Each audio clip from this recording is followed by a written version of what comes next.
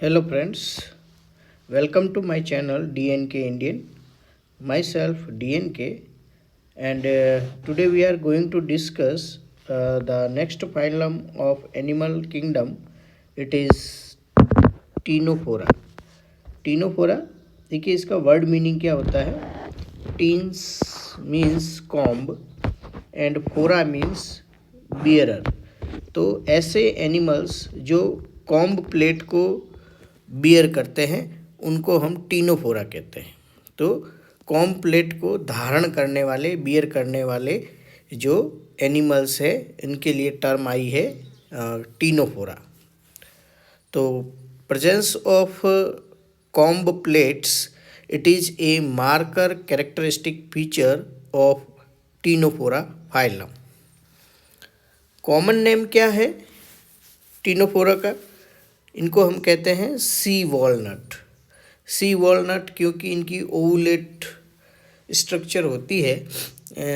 Ovulate हो सकते हैं, डिस्क शेप हो सकते हैं या राउंड हो सकते हैं. तो इस टाइप की इनकी स्ट्रक्चर है, इसलिए इनको यहाँ पे सी वॉलनट कॉमन नेम दिया हुआ है. इनको कॉम्ब जेलीज भी कहा गया है. कॉम्ब जेलीज कहा गया है क्योंकि ये कॉम्ब प्लेट्स को बियर करते हैं. Comb plates are the locomotory organs. Locomotory organ है इसके अंदर, जिसकी हेल्प से ये स्विम करता है पानी के अंदर, इसलिए कॉम्ब प्लेट्स हैं. और जेलीज क्योंकि ये इनका जो बॉडी होता है बड़ा सॉफ्ट टाइप का होता है, इसलिए यहाँ पे इनको कॉम्ब जेलीज बोला गया है. तो there are two common name of ctenophora, sea walnuts and comb jellies.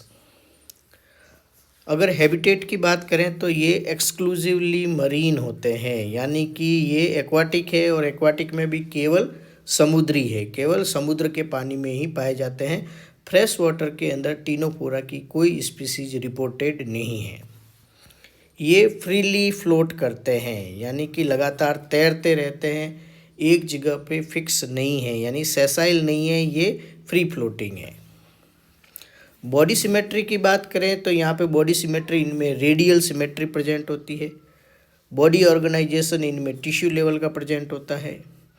ये डिप्लोब्लास्टिक होते हैं, यानी कि केवल 2 ही जर्म लेयर्स होंगी.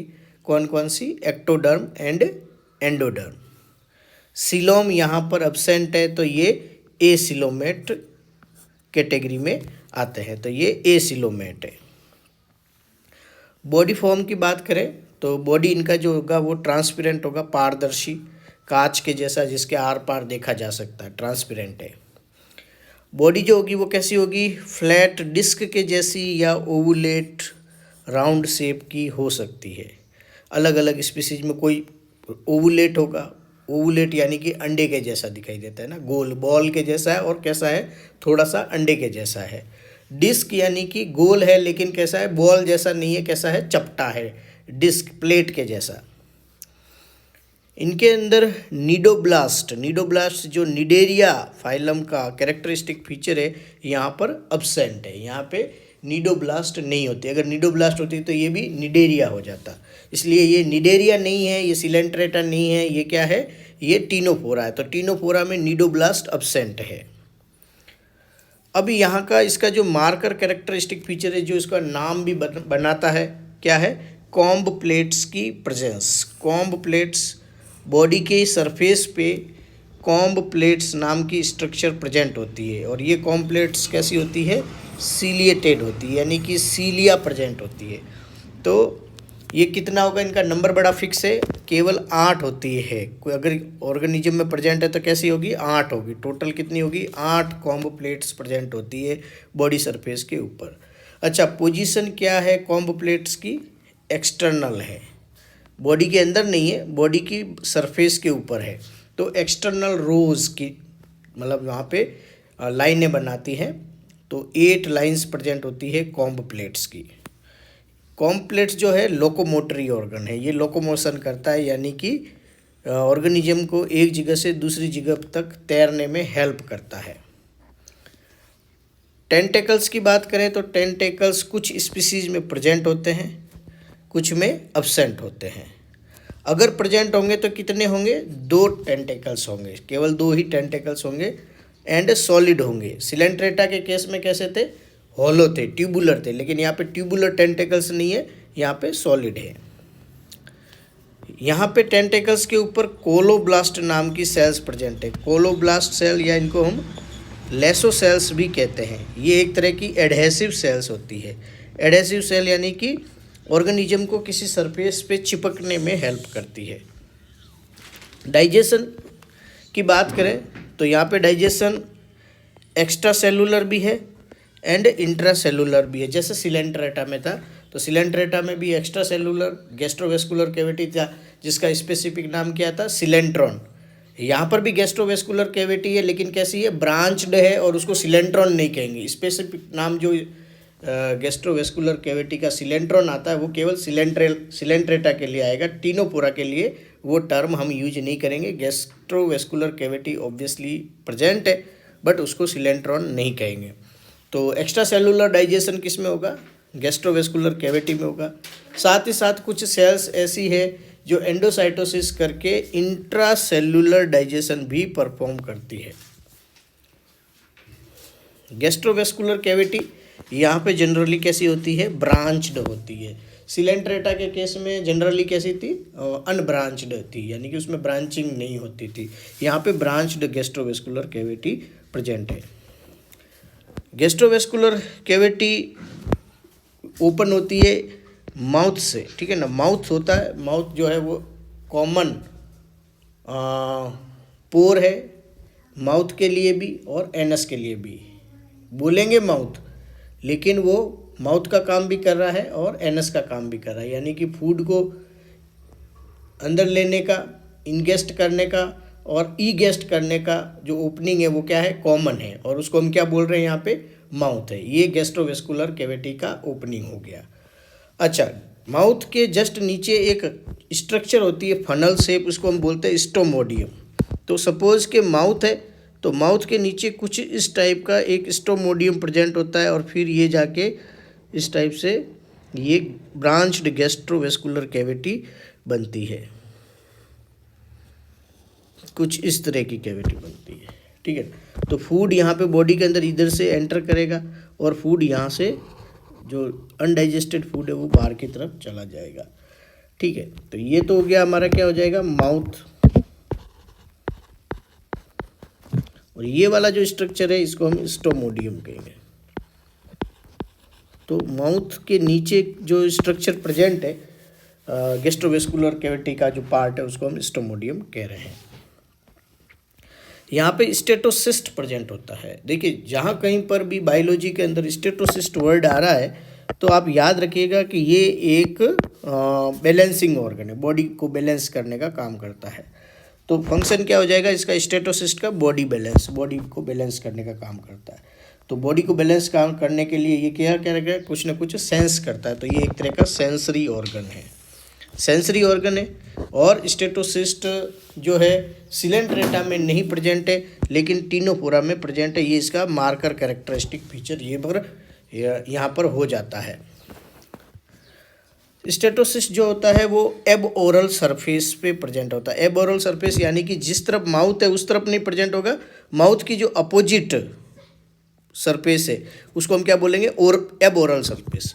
माउथ जिधर होता है उसको तो हम क्या बोलेंगे, ओरल सरफेस, और जिस तरफ माउथ का अपोजिट सरफेस होगा उसको क्या बोलेंगे, एब ओरल सरफेस। तो एब ओरल सरफेस की तरफ स्टेटोसिस्ट प्रेजेंट होता है। एक यहाँ पे एनसीईआरटी का डायग्राम है, उसको जरा समझने की कोशिश करते हैं। ये प्लूरोब्रैंकिया का डायग्राम है, प्लूरोब्रैंकिया, इसका कॉमन नेम सी गूसबेरी है, ठीक है। सी गूसबेरी इसका कॉमन नेम है प्लूरोब्रैंकिया का। अब यहाँ पे इसका जो बॉडी है कैसा है, ट्रांसपेरेंट है, कैसा है, ओवुलेट बॉडी है। इसके अंदर यहाँ पे ब्रांच्ड गैस्ट्रोवेस्कुलर कैविटी प्रेजेंट है। ब्रांच्ड गैस्ट्रोवेस्कुलर कैविटी, ये वाला एरो यहाँ पे बता रहा है कि ये ब्रांच्ड गैस्ट्रोवेस्कुलर कैविटी प्रेजेंट है, ठीक है। अब यहाँ पर देखिए कि स्टेटोसिस्ट एब ओरल सरफेस पे प्रेजेंट है। ओरल सरफेस कहाँ है, नीचे की तरफ है, यहाँ पे माउथ प्रेजेंट है, तो ये ओरल सरफेस हो जाएगी। और ओरल सरफेस का अपोजिट सरफेस के ऊपर स्टेटोसिस्ट यहाँ पे प्रेजेंट है, ठीक है। टेंटेकल्स कितने हैं, 2 है, कैसे हैं, सॉलिड है, ठीक है। और यहाँ पे आपको ये ब्लू लाइंस दिखाई दे रही है, ये वाली लाइंस, ये वाली लाइंस। तो ये वाली जो लाइंस है ये क्या है, कॉम्ब प्लेट्स है। तो कितनी है, 8 है। कॉम्ब प्लेट्स कितनी है यहाँ पे, 8 कॉम्ब प्लेट्स प्रेजेंट है। तो ये प्लूरोब्रैंकिया एक रिप्रेजेंटेटिव एनिमल है फाइलम टिनोफोरा का, जिसका डायग्राम हमें एनसीईआरटी में देखने को मिलता है। न्यूरॉन की बात करें तो टिनोफोरा में न्यूरॉन्स प्रेजेंट होते हैं, पुअरली डेवलप्ड न्यूरॉन्स है एंड डिफ्यूज टाइप में, कोई सिस्टम नहीं बनाते हैं। यानी कि न्यूरॉन है, बिखरे हुए न्यूरॉन है, लेकिन वो ऑर्गेनाइज्ड मैनर में सिस्टम फॉर्म नहीं कर रहे हैं। अच्छा, जितने भी टिनोफोरन्स होते हैं वो सारे के सारे बायोल्यूमिनेंस शो करते हैं। बायोल्यूमिनेंस का मतलब होता है light is emitted from the body, body से, उनकी बॉडी से लगातार लाइट इमिट होती रहती है। अगर अंधेरा है तो अंधेरे के समय में इनकी बॉडी बड़ी चमकती हुई दिखाई देती है, जैसे कोई छोटा बल्ब चल रहा हो, उस टाइप का फिनोमिना हमें देखने को मिलता है। तो बायोल्यूमिनेंस प्रेजेंस होता है टिनोफोरा के अंदर। सेक्स हमेशा याद रखिएगा, यहाँ पे यूनिसेक्सुअल नहीं है। ये जितने भी टिनोफोरा की स्पीसीज है वो सारी की सारी बाइसेक्सुअल है, यानी कि मेल एंड फीमेल गैमेट दोनों एक ही एनिमल से प्रोड्यूस होते हैं। तो कोई भी टिनोफोर होगा तो वो क्या करेगा, दोनों ही टाइप के गैमेट्स प्रोड्यूस करने की एबिलिटी रखता है, इसलिए उनको हम क्या बोलेंगे, bisexual. Reproduction very very important, ये क्वेश्चन बनता है कि इनमें ए सेक्सुअल रिप्रोडक्शन प्रेजेंट नहीं होता, ओनली सेक्सुअल रिप्रोडक्शन ही प्रेजेंट होता है। यानी कि ये बाइसेक्सुअल है, दोनों टाइप के गैमेट प्रोड्यूस करते हैं और सेक्सुअल रिप्रोडक्शन ही करते हैं।